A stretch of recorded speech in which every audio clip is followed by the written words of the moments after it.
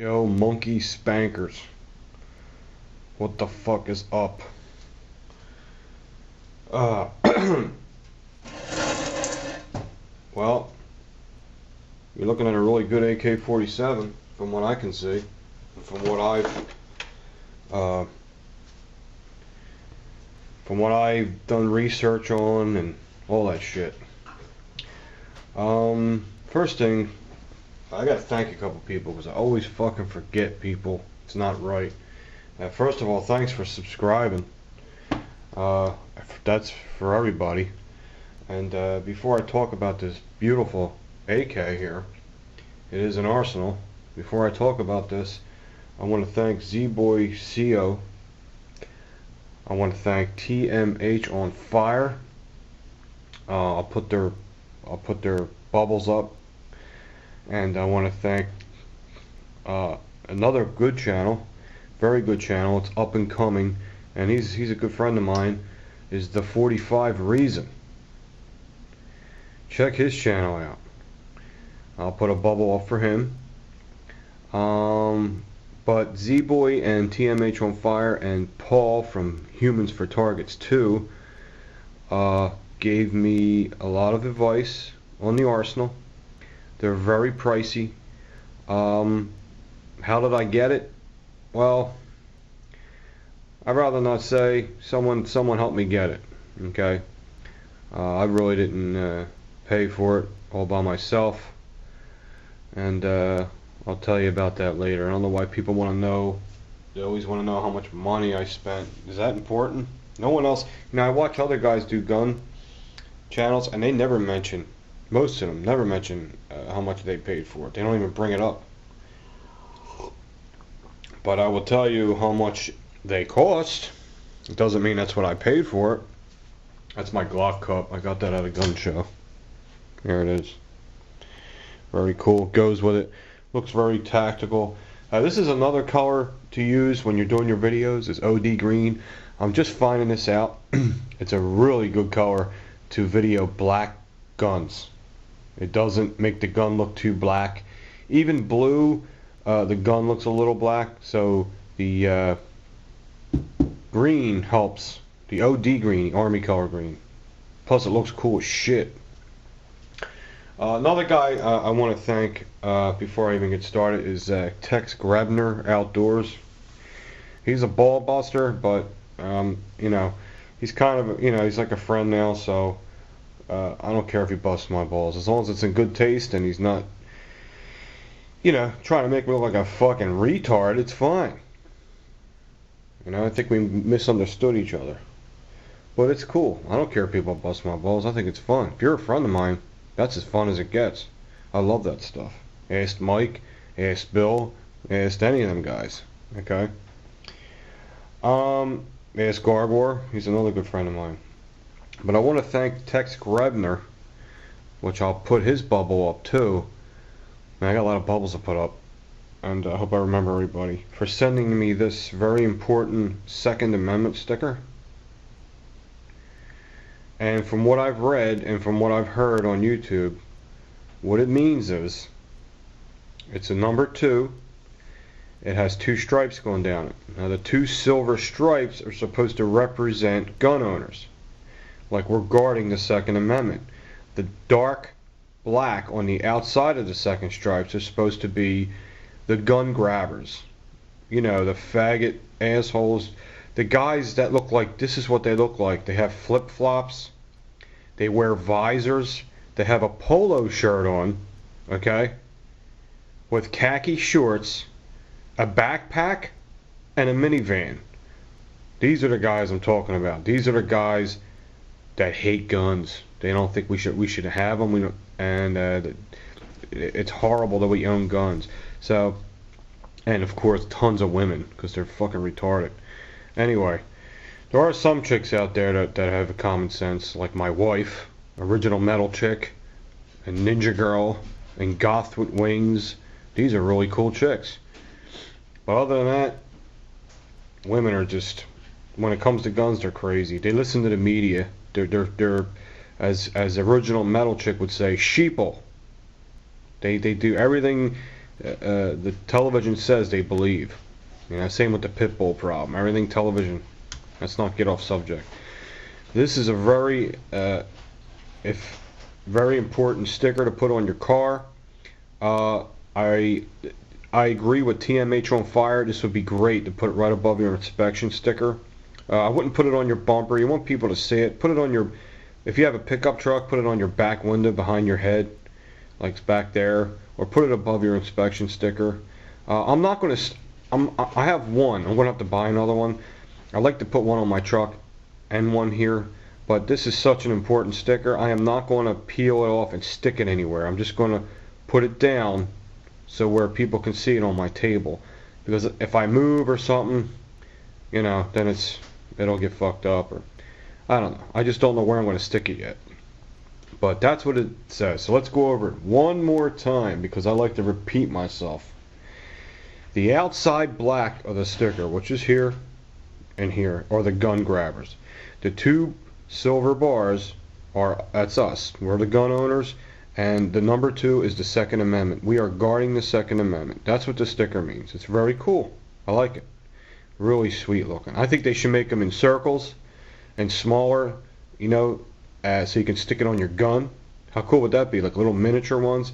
You could stick it on your side of your receiver or something. Just you know, gun people will know what it means. I don't know if anyone else is going to know what it means, but hey, that's why we're promoting it. We're trying to get it popular. If you want to know more about it, because I'm not going to get too in detail about it, go to Tex Grebner, Great Outdoors, and he has the link on his video where you can go right to the site and buy one. They're $5. $5 ain't much, and it's a good sticker. It's that real thick nylon, so it'll last for a long time if you want one. That's it. So there's the sticker for the Second Amendment, and don't forget to join the NRA if you're not a member. Trying to keep it in view here. Don't forget to join the NRA if you're not a member, man. So important, it really is. I mean, I ain't one of those guys that panics. It's like, oh my God, they're going to take our guns tomorrow.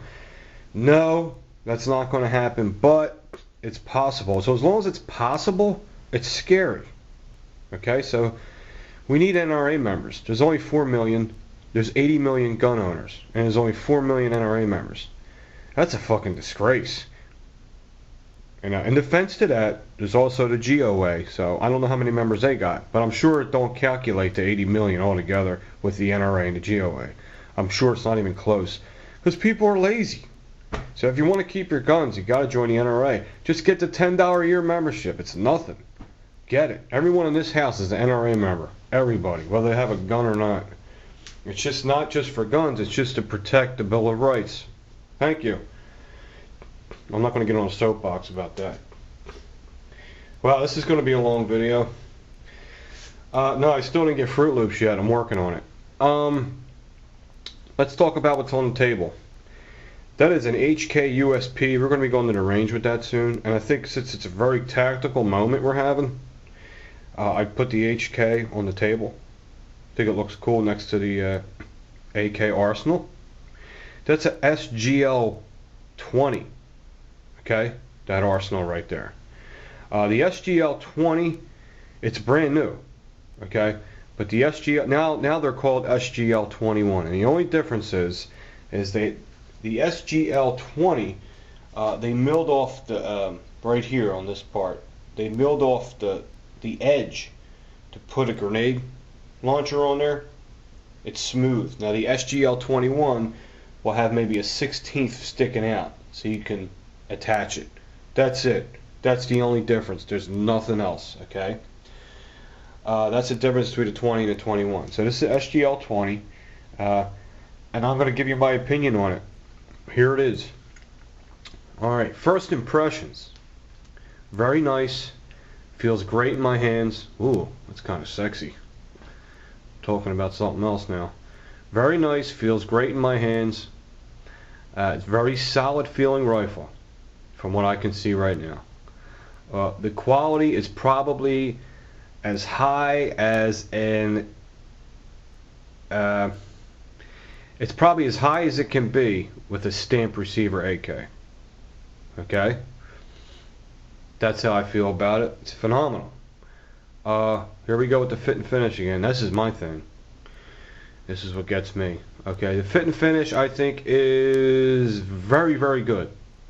I'm not going to say wonderful because the Polytech is wonderful. This is really, really good. Okay, that's how I feel. But okay, let's not get off track again. It has a very smooth black finish, not spray paint like. But it is paint, but it's just a smoother. They put more time into it. Let's put it that way. The furniture is very tight and snug.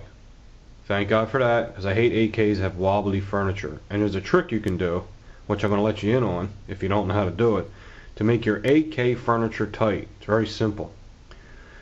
It's very simple. If I don't forget. Okay. It has a nice hard polymer stock furniture. It's very solid. It don't feel like plastic. It feels like polymer. Okay. It feels like you're holding a Glock or an HK. You know what I mean? It has very nice clear stamping, and the thumb safety is very smooth, very easy to operate. That's one of my sticklers with AKs. I hate stiff thumb safeties. It's really nice. Is it as smooth as the Polytech? No, but the Polytech's more broken in. So, but for a brand new AK, and this is a true brand new AK, I'm going to tell you why later. The thumb safety is perfect. It's just the way I like it. I was surprised. I thought I was going to have to push it down because I had the Sega 12 and that thumb safety sucks large, you know what. It sucks. Yeah, you got to push it. You push your friggin' till your eyeballs pop out of your head to push the goddamn thumb safety down. Maybe I just got a bad one, but I was not impressed with that Sega 12. They're reliable and they fire fine and they work. I'm not saying that, but I just didn't like the fit and finish on that friggin' gun, man. Anyway, this is a whole different story here. Okay, let's talk about the features. The features has a thick stamped receiver. It's a stamped receiver, but it's pretty damn thick. The mill of it is very thick. It's like a Yugo. I don't know if it's as thick as the Yugo, but it feels like it. There's no rattling of anything. All the rivets, everything is snug and tight. It has a dimpled receiver, which is a big thing with an AK. If you get an AK, you really want that dimpled receiver. Okay, it holds the magazine. Even if you got a loose magazine, the dimple holds it, keeps it from wobbling so much. Okay, let me see. It has a nice scope mount catch on it. It's very heavy duty and it's not cheap. It's all thick steel, which I like. It has an AK-74 muzzle brake, and it's a real nice one. Believe me, because I bought quite a few of them for my AKs. It has a compartment in the buttstock for a cleaning kit. Now mine didn't come with a cleaning kit, but you can get the cleaning kit and then shove it in there like a fucking tampon. And then it holds it in there, and it's cool. You should have one because it comes with the cleaning rods on the rifle. But what the fuck good's a cleaning rod without the cleaning kit in the ass of the gun, right? So get a cleaning kit and stick it up the ass of the gun, and then you will have a complete AK. What else? Hey, Mr. 45 Bill, I just wanted to say hi. Anyway. What else? An excellent Bulgarian Polymer Mag. Let me tell you about these Bulgarian Polymer Mags. They are the best polymer mags you can buy. You can completely disassemble them. They have steel in them. The follower steel. The feed lips are steel. Not like them piece of shit Pro Mags. No offense if you have one, but I've tried them. They suck. The Tapco mags, they're not that great, but they work. The Bulgarian, these Bulgarian Waffle Polymer Mags, these are the best polymer mags you can buy. Damn, why can't I fucking say that? Because my lips are big, I can't fucking situate them. It's very early in the morning. The Bulgarian magazine has a steel plate on the bottom. You can remove it and the spring comes out, the follower comes out, and you can wash it. You know what I mean? And clean it real good. Like you shine your balls up in the shower. That's how clean you can get it. Let me see. What else here? I like that it has a creased buttstock. What that means is, it's nothing, don't get too excited. It's not a big deal, but it is a big deal to me. See this crease here, this notch? It has a creased buttstock, and what that does is it stiffens up the buttstock. Now if you have a Sega 12 and you put your hand on it and squeeze it, it squeezes in and out. You know what I mean? It feels like shit. That they put a crease in there to strengthen that so it feels more solid. That's what I think it's for. If it ain't for that, it certainly does do that.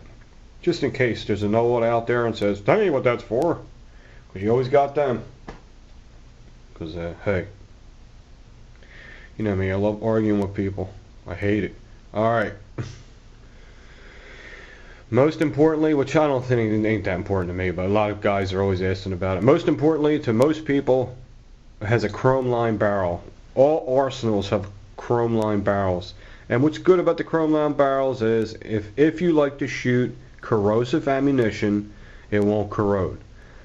But really, let me see.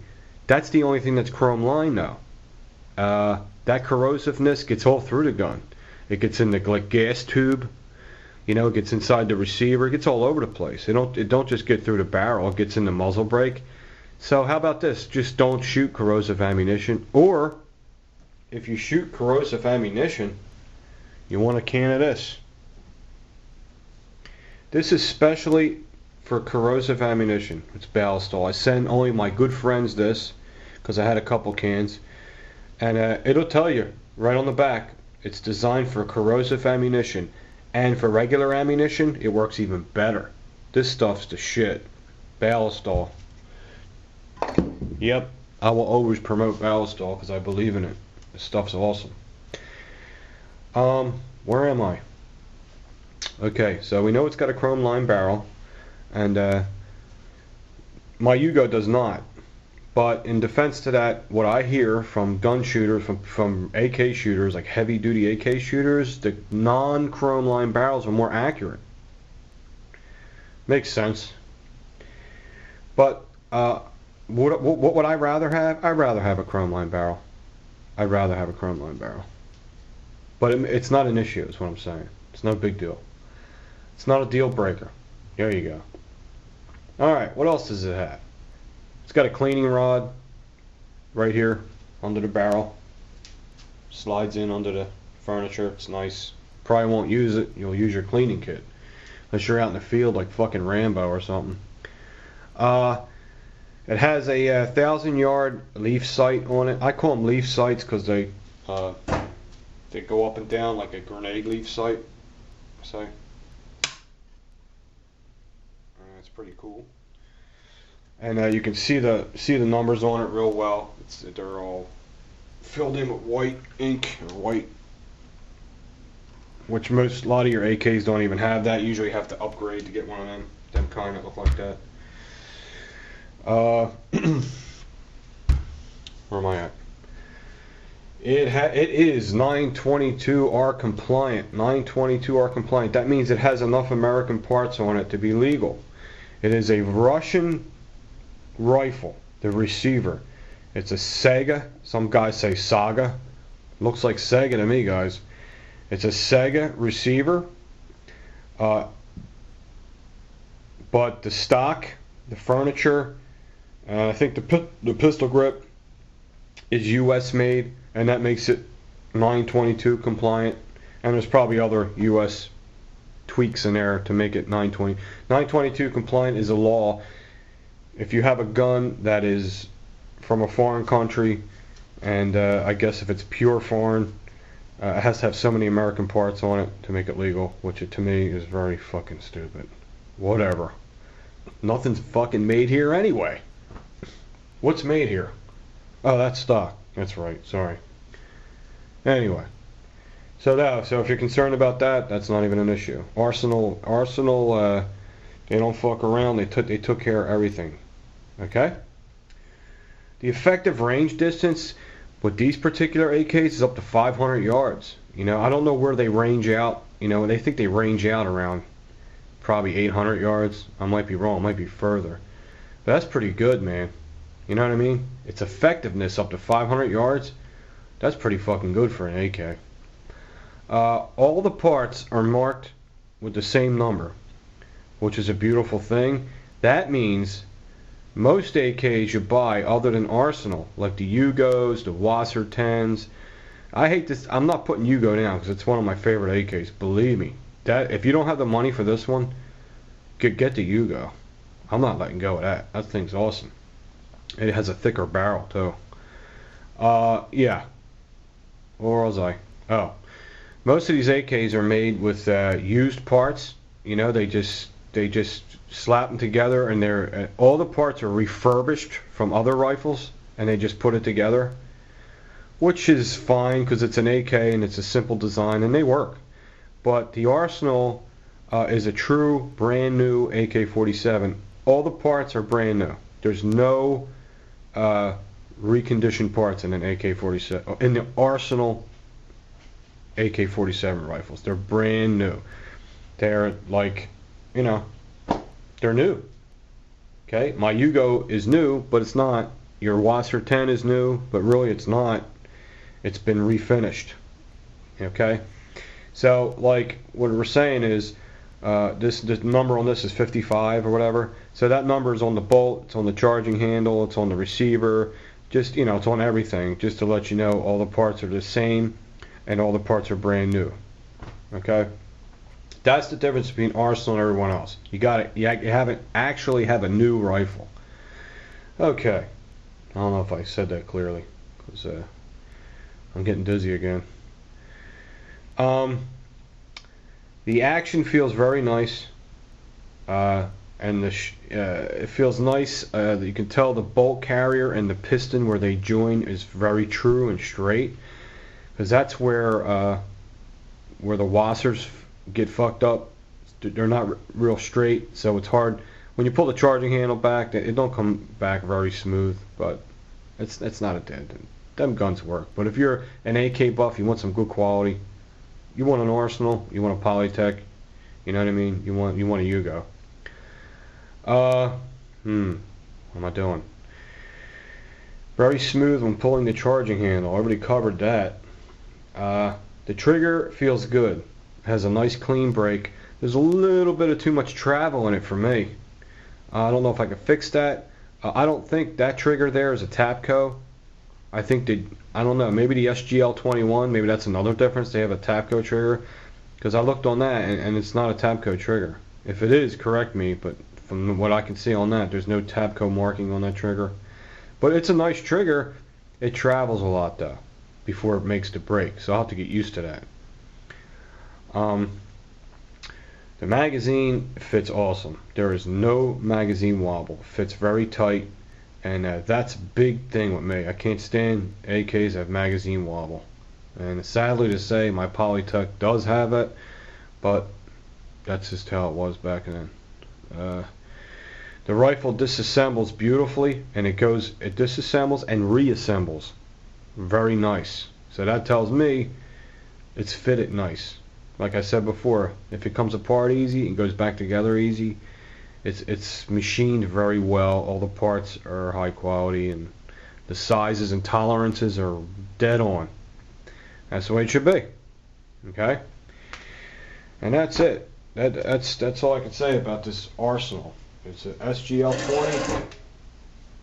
I don't know if you got a good look at it. I really didn't get any close-ups with the camera, but I think it weighs about 7.5 pounds. It's a solid rifle. It's probably the most solid feeling AK. It feels like a Yugo. It feels like SIG made an AK. Okay, if you ever SIG, it feels like a SIG made an AK. That's how it feels. Very, very nice. So if you're going to get an AK, and if you're like me or Mike from the Firearms Channel, if you're thinking about getting one, because I think I know what you like quality too, or Mr. 45 bullet, I highly recommend the Arsenal. They're a little pricey, man. It depends. You can get them online for $700, but then you got to pay your gun shop guy to do the transfer and this and that. Even at a gun show, you're going to pay maybe $800. You're looking at $800 to get one of these. You're looking at $800. Okay? All right. Talk to you guys soon.